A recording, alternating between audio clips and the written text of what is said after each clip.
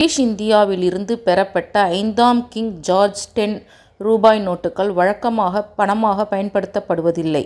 ஆனால் அவை சேகரிப்பாளர்களின் மதிப்புமிக்க பொருட்கள் ஆகும். அரிதான தன்மை, கையொப்பம், அதாவது J P. Taylor, J W. Kelly, H. Denning போன்ற கையொப்பம் நிலை, அதாவது PMG 55 என்று தரப்படுத்தப்பட்டது இப்போது புழக்கத்தில் இல்லை. மற்றும் குறிப்பிட்ட ஆண்டு, எடுத்துக்காட்டாக 1925 இப்படி இருக்கிற எல்லார்ட்டையும் பொறுத்து விலைகள் பெருமளவில் மாறுபடும். நூற்றுக்கணக்கில் இருந்து பல்லாயிரக்கணக்கான ரூபாய் வரை இவை விற்கப்படுகின்றன. அவை இன்றைய இந்திய ரூபாயில் அவற்றின் முகமதிப்பை விட மிக அதிக மதிப்புடையவை. கிட்டத்தட்ட புதினா நிலையில், அதாவது மின்ட் பழக்கத்தில் இல்லாத நிலையில் உள்ள ரூபாய் நோட்டுகள் பிரீமியம் விலையை பெறுகின்றன. சில கையொப்பங்கள் வெவ்வேறு நிதி செயலாளர்கள், எடுத்துக்காட்டு J P. Taylor, J W. Kelly, H. Denning போன்ற கையொப்பங்கள் மாறுபட்ட விலையை கொண்டுள்ளன.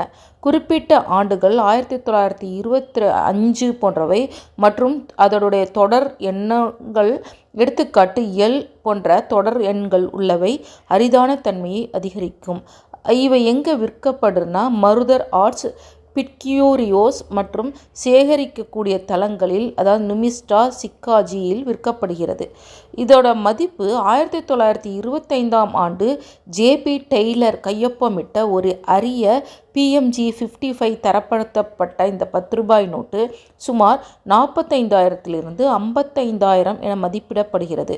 ஜே.டபிள்யூ. கெல்லி கையொப்பமிட்ட இதே போன்ற தரப்படுத்தப்பட்ட நோட்டு சுமார் 65,000 பட்டியலிடப்பட்டது. நீங்கள் இவற்றை தினசரி பரிவர்த்தனைக்கு பயன்படுத்த முடியாது. அவற்றின் மதிப்பு நாணயவியல், அதாவது நாணயம், நாணய சேகரிப்பு மற்றும் வரலாற்று முக்கியத்துவத்தில் உள்ளது. புழக்கத்தில் உள்ள நாணயமாக இது அல்ல.